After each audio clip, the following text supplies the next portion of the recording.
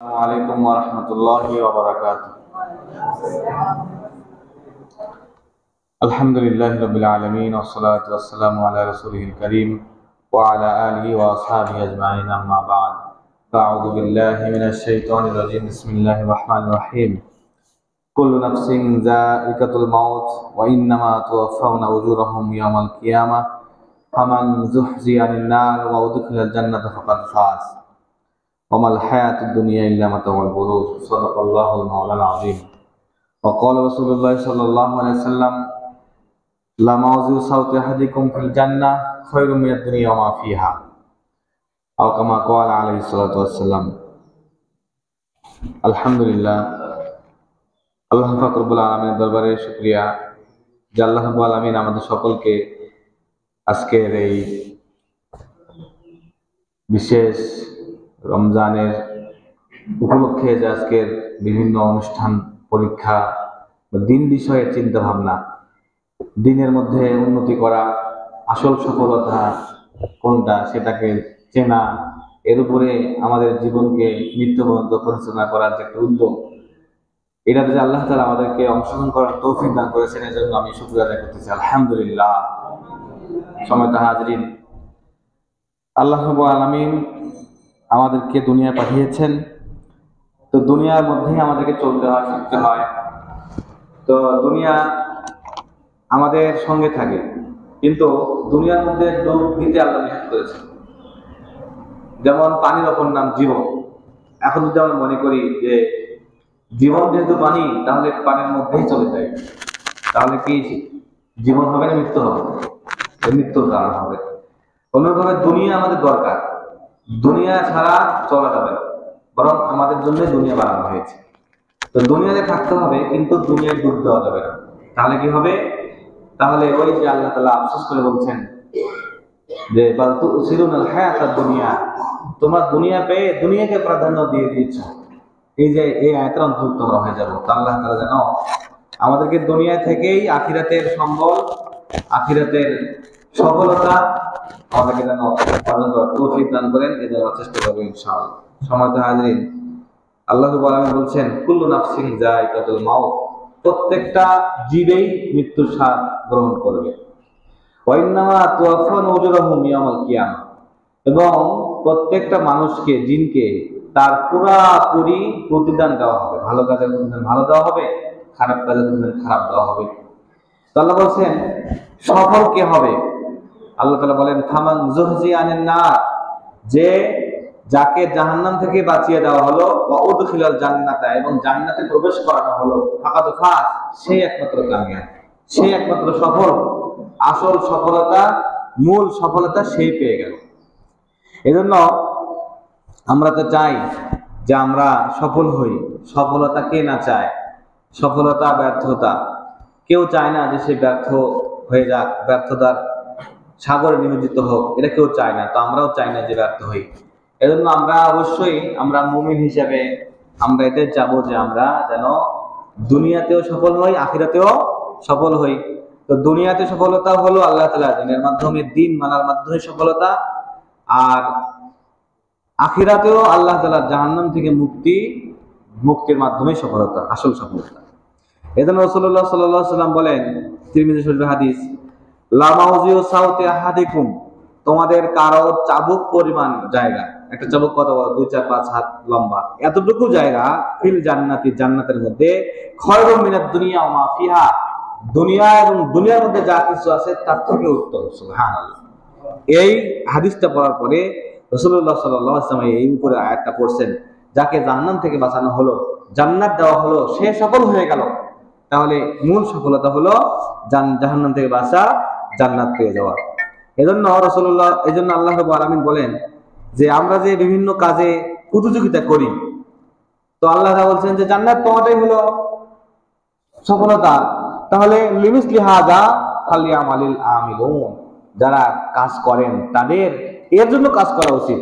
যে জান্নাত পাওয়া যে মূল সফলতা, এই সফলতা পাওয়ার জন্য কাজ করা উচিত। আল্লাহ তাআলা বলেন ফাল অফি যালিকা ফালইয়াতানাফাসিল মুতানাফিসুন, প্রত্যেকটা নফস যারা নিঃশ্বাস নেয়, মানুষের কথা আল্লাহ বলছেন, তাদের উচিত যে তারা এই বিষয়ে প্রতিযোগিতা করে। প্রতিযোগিতাকারীদের উচিত এই বিষয়ে প্রতিযোগিতা করা। কোন বিষয়ে? জাহান্নাম থেকে বাঁচা, জান্নাতে আমাদের অংশগ্রহণ, জান্নাত লাভ, এই বিষয়ে আমাদের প্রতিযোগিতা করা। এজন্য আল্লাহ রাব্বুল আলামিন কোরআনে কিছু তরিকা দিয়েছেন, কিছু কাজ দিয়েছেন, যেন আমি আপনি সেই সফলতা অর্জন করতে পারি। এগুলো আমরা এখন সংক্ষেপে জানার চেষ্টা করব, এবং আমরা যেন দুনিয়ায় এবং আখিরাতে এই সফলতা অর্জন করতে পারি। আল্লাহ তাআলা তৌফিক দান করেন। এক হলো আল্লাহ তাআলা এই সফলতা অর্জনের জন্য প্রথম এবং প্রধান যে কাজ দিয়েছে সেটা হলো ঈমান। সেটা কি ভাই? ঈমান এবং আমলে সালেহ। আল্লাহ তাআলা বলেন, ইন্নাল্লাযীনা আমানু ওয়া আমিলুস সালিহাত লাহুম জান্নাতুন তাজরি মিন তাহতিহাল আনহার যালিকাল ফাওজুল কাবীর। যে যারা ঈমান আনবে এবং আমলে সালেহ করবে, এখানে আল্লাহ তাআলা বহু বচন শব্দ ব্যবহার করেছেন। আমলুস সালিহাত, সালিহুন সালিহাতুন এক বচন, আর সালিহাতুন এটা হলো বহু বচন। অর্থাৎ আমল করতে হবে সব। নবীজি সাল্লাল্লাহু আলাইহি ওয়াসাল্লাম দ্বীন হিসাবে আমল যা করেছেন, নবীজি সাল্লাল্লাহু আলাইহি ওয়াসাল্লাম নামাজ পড়েছেন, সালাত আদায় করেছেন, আমরা করব। রাসূলুল্লাহ যাকাত দিয়েছেন, যাকাত দেব। হজ করেছেন, হজ করব। রোজা রেখেছেন, রোজা রাখবো। এরকম দান করেছেন, দান করব। নিজের নফসকে ইবাদত করেছেন, চোখকে ইবাদত করেছেন। অর্থাৎ আল্লাহ রাসূল সাল্লাল্লাহু আলাইহি ওয়াসাল্লাম যা আমল করে দেখিয়েছেন আমাদেরকে, সবগুলো আমরা অংশগ্রহণ করব যখন যা সুযোগ হবে তখন। এজন্য সমস্ত আমল করবে, ঈমান আনবে, ঈমান আনার পরে আমল করবে। আল্লাহ বলেন তাদেরকে আল্লাহ জান্নাত দিবেন। এটাই হলো আমল সফলতা। তাহলে প্রথম সফলতা অর্জনের জন্য আমাকে আপনাকে চেষ্টা করতে হবে ঈমান রক্ষা করা এবং আমলে সালেহ করা। ঈমানকে আমরা বাঁচাবো হলো কুফর থেকে, শিরক থেকে। এই কথাটা মনে রাখেন। ঈমানকে বাঁচাইতে হবে কার থেকে? কুফর থেকে আর শিরক থেকে। আমলকে বাঁচাইতে হবে বিদআত থেকে। আমলকে বাঁচাইতে হবে কোথা থেকে? বিদআত। বিদআত মানে হলো যে কাজ নবী সাল্লাল্লাহু আলাইহি ওয়াসাল্লাম করেন নাই, ওই কাজটা আমি সওয়াবের নিয়তে করা, আলাদা নিয়ম বানিয়ে করা, ওইটা হলো কি? বিদআত। মনে করেন যে আপনি নামাজ পড়া বিদআত হতে পারে, দান করা বিদআত হতে পারে, মানুষকে খাওয়ানো অনেক বড় ভালো কাজ। মানুষকে খাওয়ানো আল্লাহ তাআলা কোরআনুল কারীমে ইসলামের ঘাট বলেছেন। যেমন খোলাহাটি স্টেশন, এটা হলো খোলাহাটির একটা ঘাট। এখানে আসতে হলে এই স্টেশনে নামতে হবে। তো এখানে না নামলে খোলাহাটিতে আসা কঠিন হবে। তো আল্লাহ তাআলা বলেন যে ইসলামের ঘাট হলো মানুষকে খাওয়ানো। তো মানুষকে খাওয়ানো এত বড় একটা সওয়াবের কাজ, জান্নাতে যাওয়ার কাজ, জান্নাত যাওয়ার মতো কাজ, এটাও বিদআত হতে পারে। তাহলে যেভাবে রাসূলুল্লাহ সাল্লাল্লাহু আলাইহি ওয়াসাল্লাম খাইয়েছেন, খেয়েছেন, এমন ভাবে খেলে বিদআত হবে না। এর বাহিরে অন্য কোনো নিয়ম বানিয়ে খাইলে কি হবে?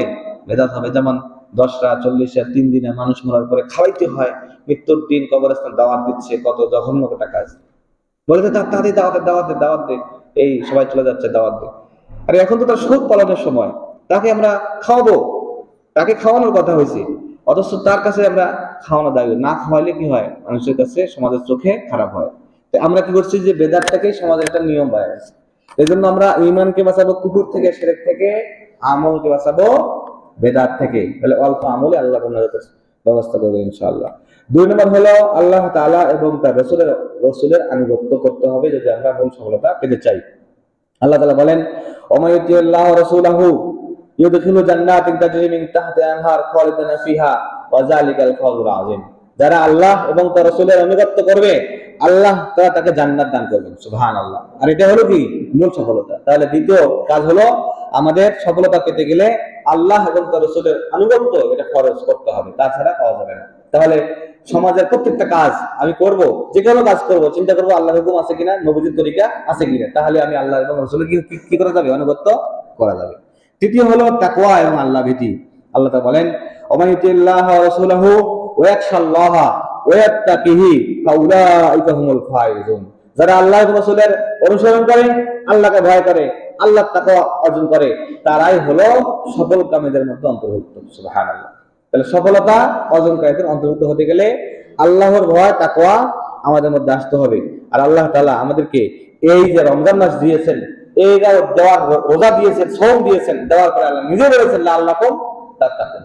আমরা যেন রোজার মাধ্যমে, সিয়াম সাধনার মাধ্যমে মূলত তাকওয়াবান হতে পারি, তাহলে আমাদের কামিয়াবি। নাহলে হাজারো রমজান আসবে যাবে, আমাদের কোনো ফায়দা হবে না। তো আমরা রমজান মাসে কিভাবে তাকওয়া অবলম্বন করতে পারি, কিভাবে অর্জন হবে? দেখেন আমাদের সামনে খানা আসতেছে কিনা ভাই? পানি আসতেছে, বিবি আছে, আমরা কি খাচ্ছি? খানা খাচ্ছি, পানি খাচ্ছি, এমনকি গোপনেও কি খাচ্ছি? গোপনে মানুষ গুনাহ করে, কিন্তু গোপনে আজকে খানা খাচ্ছে না, পানি খাচ্ছে না, কেন? কার জন্য? আল্লাহ তাআলার জন্য। এইভাবে সে প্রতি 1 মাস সে তার এই খানা থেকে, মূল জায়েজ একটা চাহিদা থেকে নিজেকে বিরত রাখতেছে। তাহলে সে তাকওয়ার উপরে প্রতিষ্ঠিত হচ্ছে। সে চিন্তা করতেছে আল্লাহ দেখতেছে। তাকওয়ার মূল কি? আল্লাহ দেখতেছেন। তাকওয়ার মূল হলো এটা। এইটা যখন সর্বদা আমাদের থাকবে, জিক্রে কলবি, আল্লাহ দেখতেছেন, এটা আমি মুক্তি বলতেছি না, আমি কলমে বলতেছি, আল্লাহ দেখতেছেন আমি খাচ্ছি না, উজু করার সময় মুখে পানি দিচ্ছি 3 বার, কিন্তু খাচ্ছি না, নাকে খুব সাবধানে পানি দিচ্ছি যেন যেন না ঢুকে যায়। এটাই তাকওয়া।